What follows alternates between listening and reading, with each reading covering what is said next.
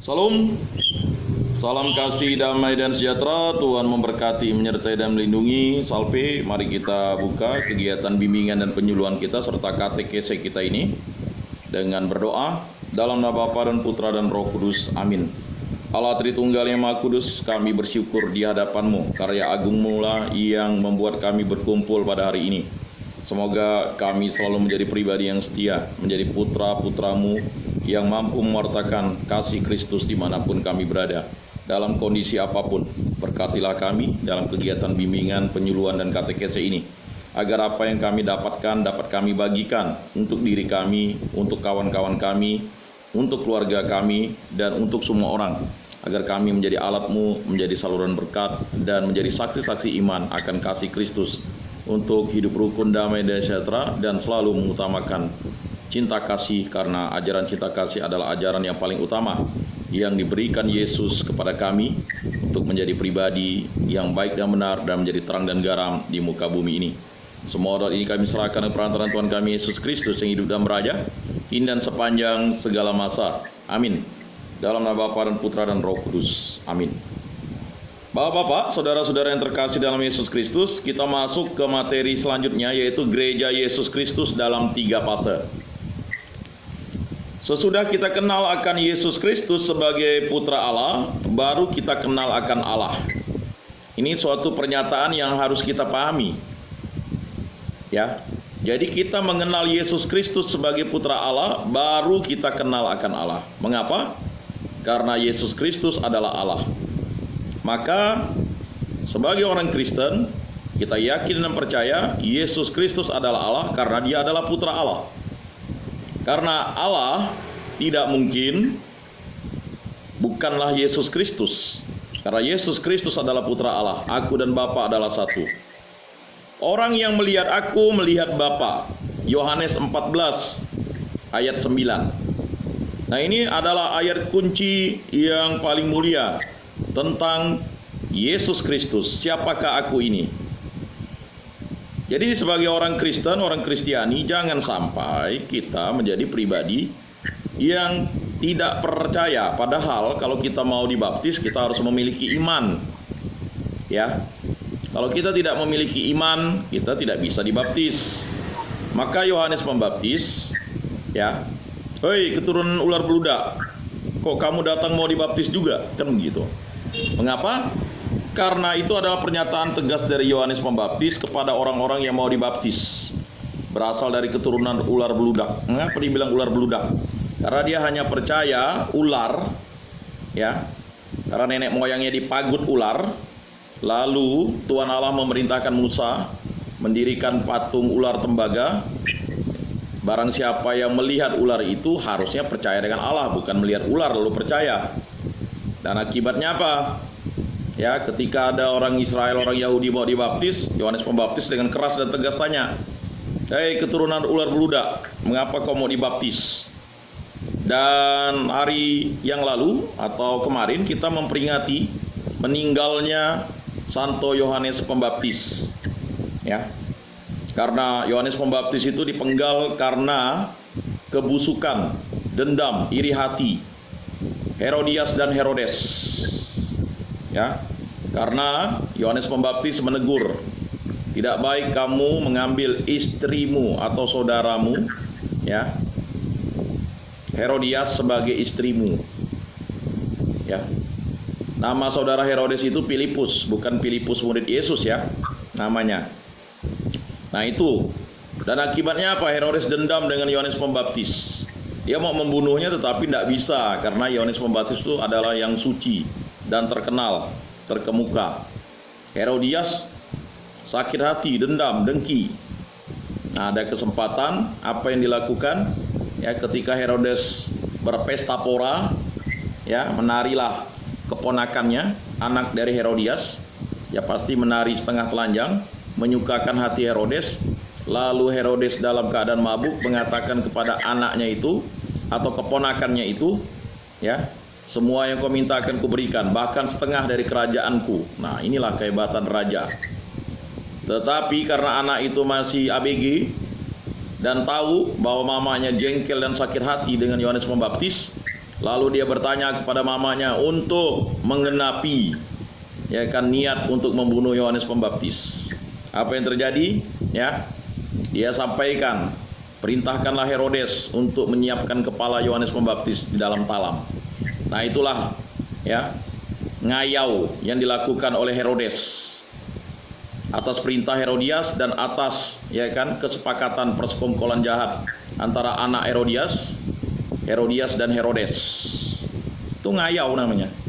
Meminta kepala orang terkemuka di atas talap dan harus ditunjukkan kepada ya anaknya Herodias ya, dan Herodias dan juga Herodes sebenarnya dia gentar ya, kacau balau, tetapi karena kesombongan, keangkuhannya, dan dia tidak mau dipandang raja yang sepele, maka diperintahkanlah anak buahnya untuk memenggal kepala ya Yohanes Pembaptis. Maka peringatan ya kemarin tanggal 29 Agustus itu adalah hari pesta meninggalnya Yohanes Pembaptis ya, dan juga sebenarnya adalah hari ulang tahun Herodes, karena waktu itu hari ulang tahunnya, hari ulang tahun bersukacita malah melakukan kejahatan pembunuhan. Maka Yesus katakan ya kan, nabi-nabi yang kau bunuh.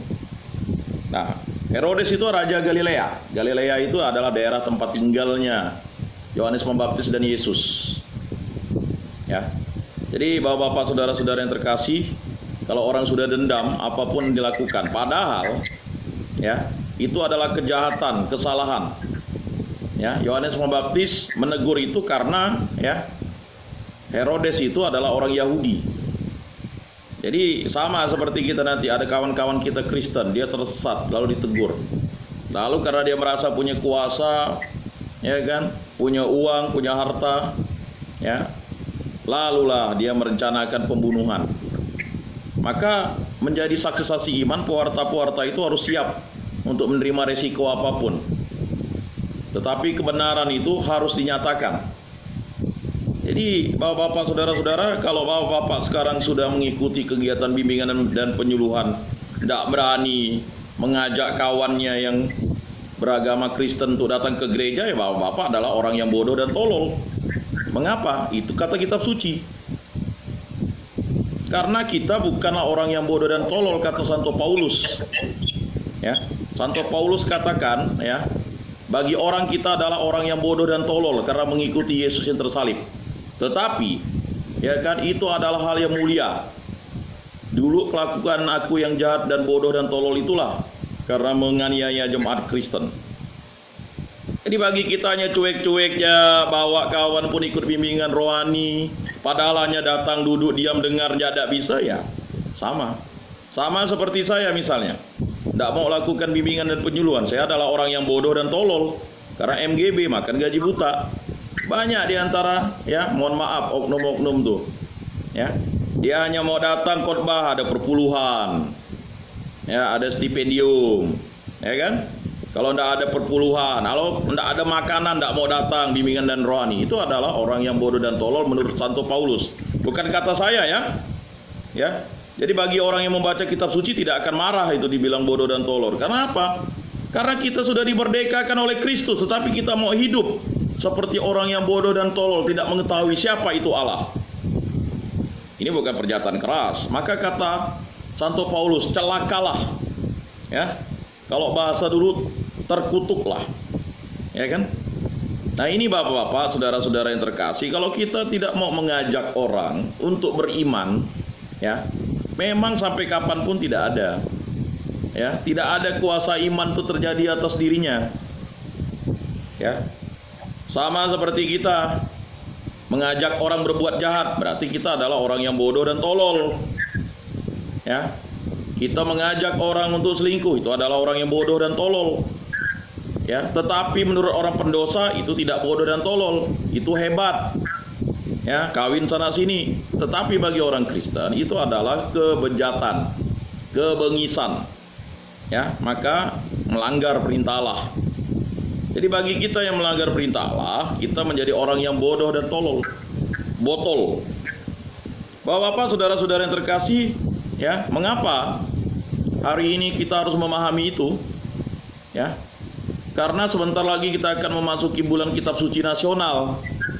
Kata Santo Hieronymus, tidak membaca kitab suci berarti tidak mengenal Allah. Atau tidak mau mendengarkan kitab suci berarti tidak mau mendengarkan Allah. Ya. Jadi saudara-saudara, bapak-bapak yang terkasih dalam Yesus Kristus itu, orang yang melihat aku melihat Bapa. Yohanes 14 ayat 9. Makanya ketika orang melihat Yesus, dia bisa melihat Allah. Karena tidak bisa melihat Allah dengan mata telanjang. Hanya melihat Yesuslah kita bisa. Ya. Bahkan Maria Magdalena ketika berjumpa dengan Yesus yang sudah bangkit saja, dia tidak mengenali Yesus dalam rupa manusia, karena transfigurasinya sudah berubah menjadi Allah. Dia hanya bisa mendengarkan firman dan sabdanya, dan dia tahu itu Yesus, dan dia teringat akan firman dan sabda Yesus. Sama seperti kita akan berjumpa dengan Yesus seperti anak kecil, Yesus seperti bayi, Yesus seperti remaja, Yesus seperti orang dewasa, Yesus seperti orang tua, Yesus yang miskin, Yesus yang papa, Yesus yang menderita. Bukan seperti Herodes, ulang tahun bersukacita, mabuk-mabukan, pesta pora, lalu memenggal kepala orang yang suci dan kudus. Nah, ini yang terjadi. Kalau orang negur kita, kita marah, emosi, lari, pendek tongkeng, tidak mau datang ke gereja lagi. Itu adalah orang yang bodoh dan tolol, kerdil otaknya. Mengapa? Karena dia masih menyimpan kejahatan, kedosaan dalam dirinya. Dan orang-orang seperti ini adalah orang-orang yang hidup berimannya seperti benih yang jatuh di batu, benih yang jatuh di semak berduri. Nah, itu sudah dijelaskan dengan Yesus dengan keras. Bapak-bapak, saudara-saudara yang terkasih, dan kepada orang Farisi yang menolaknya sabdanya, maka kata mereka kepadanya, "Di manakah Bapamu?" Jawab Yesus, "Baik aku maupun Bapakku tidak kamu kenal. Jikalau sekiranya kamu mengenal aku, kamu mengenal juga Bapakku." Yohanes 8 ayat 19. Jadi banyak orang yang tidak mengenal Yesus. Ya sudah, bahkan ada yang sudah pernah dibaptis lalu tidak mau mengenal Yesus, menolak Yesus, antikristus. Silakan. Jadi firman dan sabda Yesus itu kita kenal karena Yesus itu adalah Allah. Jadi bagi orang Kristen, menolak Yesus sebagai Allah berarti dia bukan orang Kristen. Menolak Yesus adalah Allah Tritunggal yang Maha Kudus itu adalah bukan orang Kristen. Ngaku-ngaku Kristen tetapi tidak mengakui Allah Tritunggal yang Maha Kudus, dia bukan Kristen dia. Jadi bapak-bapak, saudara-saudara yang terkasih dalam Yesus Kristus, begitu juga ada orang Kristen, tidak perlulah ke gereja, cukup di rumah aja mendengarkan firman dan sabda Tuhan. Tidak bisa, karena gereja itu didirikan oleh Yesus Kristus. Maka 10 perintah Allah, kuduskanlah hari Tuhan. Sebenarnya setiap hari adalah hari Tuhan. Memang perintah yang utama itu adalah beristirahat pada hari ke-7, Bagi orang Yahudi itu Sabtu, bagi kita itu adalah Minggu. Mengapa disebut Minggu? Karena itulah hari di mana kita harus memuji dan memuliakan Tuhan. Bahkan dianggap hari pertama, bukan hari ke-7 sebenarnya. Dan disitulah Yesus bangkit. Setelah Jumat Agung itu Jumat hari pertama, Sabtu Suci itu hari kedua, Minggu itu hari ketiga, di mana Yesus bangkit. Dan maka kita merayakan hari Minggu itu sebagai Paskah. Maka jelas di situ dosa berat kalau kita tidak datang ke gereja pada hari Minggu, dosa berat. Bagaimana kalau orang berada di hutan? Dia harus membuat ibadat pada hari Minggu itu. Tidak ada alasan bagi orang beriman yang telah dibaptis itu, jangan sampai kita melewatkan waktu Tuhan itu. Bapak-bapak yang terkasih dalam Yesus Kristus, jelas di situ. Agama, ini agama berarti hubungan pribadi antara Allah dan manusia. Itu agama. Hubungan pribadi antara Allah dan manusia, itulah agama. Jadi agama berarti hubungan pribadi antara Allah dan manusia. Allah mengadakan hubungan pribadi itu dengan kita melalui Kristus yang bangkit. Jadi sekali lagi, ya, ketika Yesus bangkit itu, ya, ada agama baru yang terjadi. Itulah agama Kristen, pengikut jalan Tuhan. Dulu disebut pengikut jalan Tuhan, ya, pengikut Kristus, ya kan, pengikut Al-Masih. Nah, ketika di kota Antioquia, ya, orang-orang menyebut pengikut Yesus itu adalah, ya, Kristen, ya. Nah, di situ ketika Yesus bangkit, ya, terjadi yang namanya pembaharuan, hidup baru bersama Allah. Maka, ya, ketika Yesus bangkit, apa yang terjadi? Di situ agama berarti hubungan pribadi antara Allah dan manusia. Allah mengadakan hubungan pribadi itu dengan kita melalui Kristus yang bangkit, yang hidup di dalam umat rasul-rasul. Jadi pada Minggu Paskah itu, ya, disitulah, ya, agama baru terjadi. Jangan sebut Yesus sebagai agama Yahudi lagi. Yesus sebagai pribadi manusia, dia agamanya Yahudi.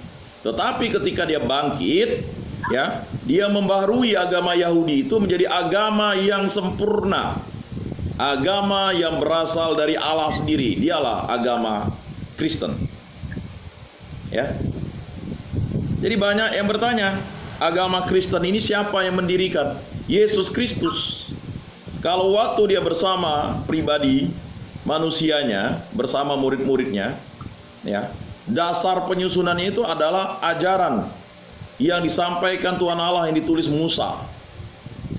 Nah, disebut agama Yahudi, agama yang berkenan di hadapan Allah karena berasal dari mulut Allah. Tetapi agama Kristen adalah agama yang berasal dari peristiwa kebangkitan. Tetapi ingat, peristiwa kebangkitan itu ada disebut peristiwa penyaliban. Nah, bahkan orang Romawi, ya, Pontius Pilatus menuliskan lagi, inilah raja orang Yahudi, ya. Dia ingin mengolok-olok orang Yahudi bahwa, ya, agama Yahudi itu dipandang sebelah mata, bahkan dijadi budak oleh orang Romawi, ya. Makanya waktu itu, ya, orang Romawi itu bersukacita ketika Yesus disalib, ya, walaupun itu adalah konspirasi dari pemuka-pemuka agama Yahudi, tetapi sebenarnya orang Romawi itu berbangga bisa menyalibkan. Dan lucunya, bukan lucu ya, mujizatnya terjadi, justru orang Romawi percaya bahwa yang disalibkan itu adalah Allah, ya. Para tentara serdadu itu kan lalu berlutut, inilah benar-benar putra Allah. Bapak-bapak, saudara-saudara yang terkasih dalam Yesus Kristus, jelas ya, di dalam Kristus kita dapat mendekati Allah dengan penuh kepercayaan karena iman kita kepada Kristus itu. Efesus 3 ayat 12. Jadi bapak-bapak yang terkasih, Rasul Paulus menjelaskan itu, di dalam Kristus kita dapat mendekati Allah dengan penuh kepercayaan karena iman kita kepada Kristus itu. Jadi kita bisa sangat dekat dengan Allah dan bisa menyebut Allah itu Bapa karena Yesus Kristus. Ya. Orang Yahudi tak boleh menyebut Yesus itu Bapa atau menyebut Allah itu Bapa. Ya.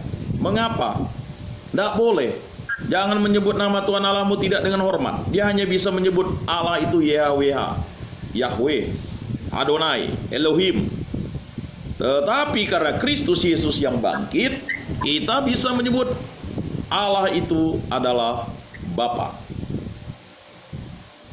Maka makna hubungan Bapa dan aku adalah satu, menunjukkan bahwa putra Allah, ya, yang lahir di kandang yang hina melalui Bunda Maria karena mengandung dari Roh Kudus, ya, itu menjadi tergenapi. Hubungan itu tak dapat diadakan oleh manusia sendiri. Ingat, tidak bisa diadakan oleh manusia sendiri. Inisiatif itu datangnya dari Allah. Inisiatif keselamatan itu datangnya dari Allah. Apa sih makna dari kitab suci, Alkitab itu? Itu adalah karya agung keselamatan Allah. Dari mulai kitab Kejadian sampai Wahyu, Allah menghendaki kita selamat. Mengapa begitu? Karena kejahatan sudah merasuki manusia, ya, gara-gara dia dibujuk rayu oleh sang pendusta, sang iblis, ya, sang jahat. Sama seperti kita, sering dibujuk rayu dalam pikiran kita, ya.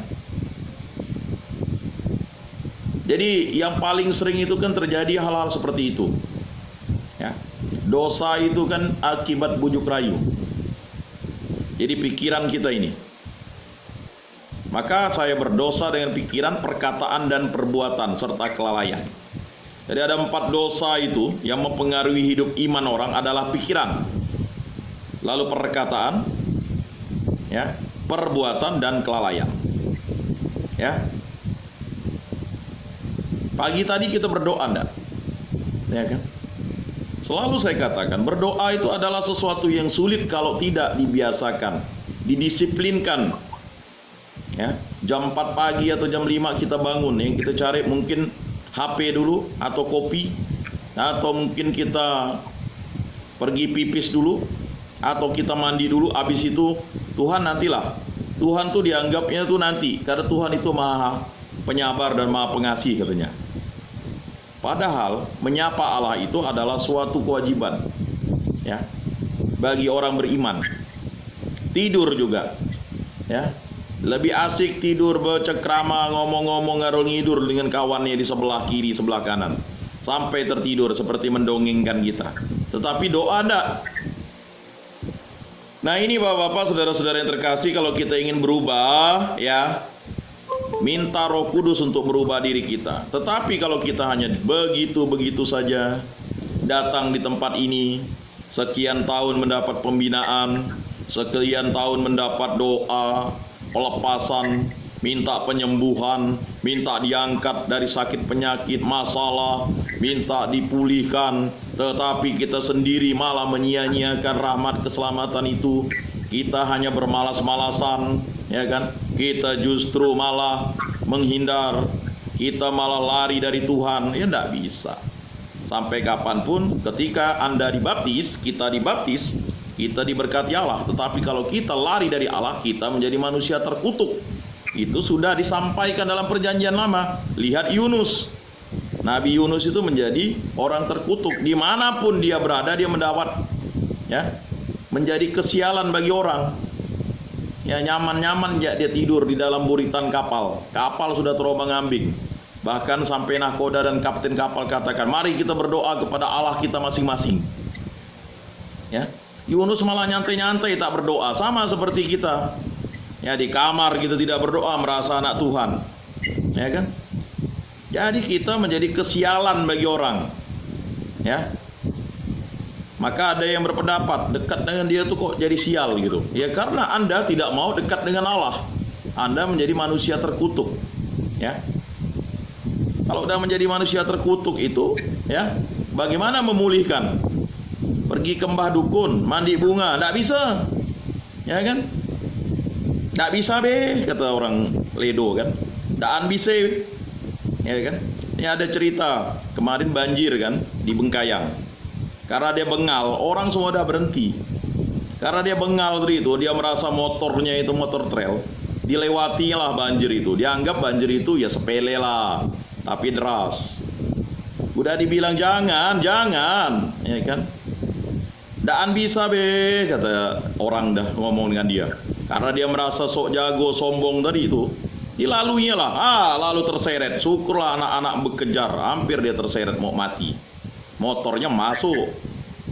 Dah dibilang dan bisa be, bingal be. Sama seperti ini. Udah tahu narkoba itu merusak diri kita, malah dikonsumsi. Bingal. Kalau orang dah bingal itu susah, ya kan? Diajak ke gereja kalau orang dah bingal tuh, kalau peka masih lumayan. Kalau dah bingal itu susah. Bebal. Bahasa kitab suci tegar tengkuk. Ya. Selalu ingin mengandaikan diri kita itu, wah kita ini kan anak Tuhan tapi melakukan kejahatan, ya menjadi kutukan bagi orang. Tidak bisa. Anak Tuhan melanggar perintah Allah, ya tidak bisa. Ya. Jadi Bapak-bapak, saudara-saudara yang terkasih dalam Yesus Kristus, hubungan itu tak dapat diadakan oleh manusia sendiri. Inisiatif itu datangnya dari Allah yang memanggil. Bagaimana kita beriman karena kita dipanggil Allah, seperti Abram dipanggil Allah di tanah Ur Kasdim, ya kan? Mengikuti suara Allah. Allah mengadakan hubungan itu dengan manusia sebagai makhluk jasmani, atau secara jasmani juga. Karena itu ia menyatakan diri dalam seorang manusia, Yesus Kristus. Sabda sudah menjadi daging, sabda sudah menjadi manusia dan tinggal di antara kita. Dan sesudah Yesus diangkat, bangkit, maka diadakannya hubungan itu melalui roh Yesus Kristus. Itulah Roh Kudus dalam umat gereja yang tampak dan lahir. Maka siapa yang mendirikan gereja? Yesus Kristus atas dasar para rasul. Ya. Jadi kita diberikan iman itu karena kehendak Kristus, bukan kehendak siapa-siapa. Karena kehendak Roh Kudus. Kita bisa hadir di tempat ini karena kehendak siapa? Kehendak Roh Kudus. Ya. Berkali-kali bertanya, bagaimana saya bisa tahu Roh Kudus itu hadir di dalam diri kita? Kalau kita berbuat sesuatu yang baik dan benar, itulah Roh Kudus hadir di dalam diri kita. Ya, Roh Kudus itu telah diberikan kepada kita pada saat kita baptis. Mengapa kita tidak bisa mengandalkan Roh Kudus? Karena kita melakukan kejahatan. Ya, ingat istri Lot. Ya, apa yang dinyatakan oleh malaikat Allah, jangan melihat ke belakang. Tapi dia tidak percaya. Nah, itulah orang Kristen yang suka menoleh ke belakang. Ya kan, yang tidak percaya, masih bertanya-tanya siapakah Allah. Lihat jadi tiang garam dia. Sedangkan Lot dan dua anaknya lurus ke depan saja mengikuti kehendak Allah. Nah, ini sering terjadi, ya. Makanya sampai Yesus katakan kalau garam itu hambar, bagaimana mengasinkannya? Bagaimana mengasinkannya? Bahkan lebih parah lagi, ya kan, kalau lilin itu masuk, ya kan, dimasukkan di dalam gantang, bagaimana orang bisa melihat lilin itu atau pelita itu? Ya. Pelita itu harus ditaruh di kaki dian atau kaki pelita biar orang bisa, ya kan, melihat, mendengarkan. Nah, banyak perumpamaan disampaikan Yesus itu untuk menyadarkan kita bahwa kita, ya, bisa menyebut Allah itu adalah hak istimewa. Bisa menyebut Allah itu Bapa adalah hak istimewa. Tetapi kita menganggap biasa-biasa saja. Bahkan ada orang yang menyepooh kita, mengatakan kita menjadikan Yesus itu Allah. Mana bisa kita menjadikan Yesus itu Allah? Ya, Allah yang bisa menjadikan manusia. Allah bisa menjadi manusia. Ya. Bagaimana? Ya kan? Tetapi Allah tidak menjadi manusia langsung plek turun dari kayangan seperti cerita-cerita fiksi. Allah harus mengikuti, ya kan, hukum kodrati yang digariskannya. Dilahirkan oleh perawan Maria. Bukan langsung dari batu, ya kan? Langsung tiba-tiba turun dari kayangan, ya. Atau seperti, ya, putri Firaun, ya, mengambil Musa. Musa itu kan yang diselamatkan atau yang ditarik dari air artinya. Namanya diberikan oleh putri Firaun itu.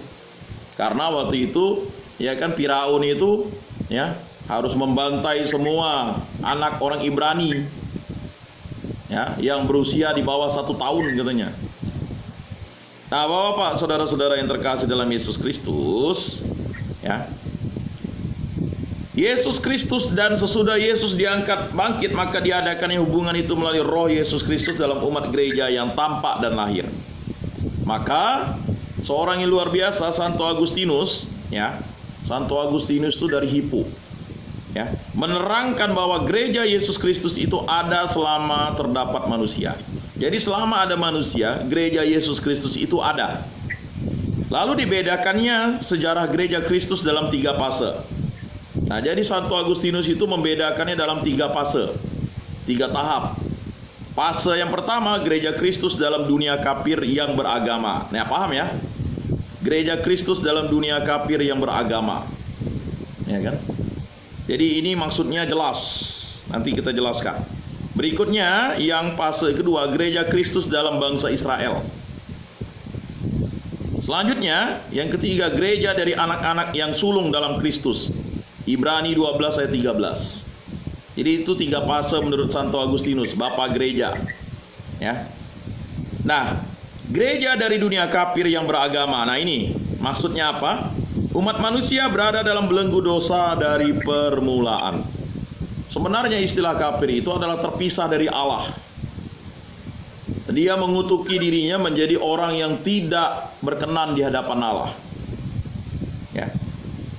Itulah kaum pendosa dan orang-orang yang tidak berkenan, ya.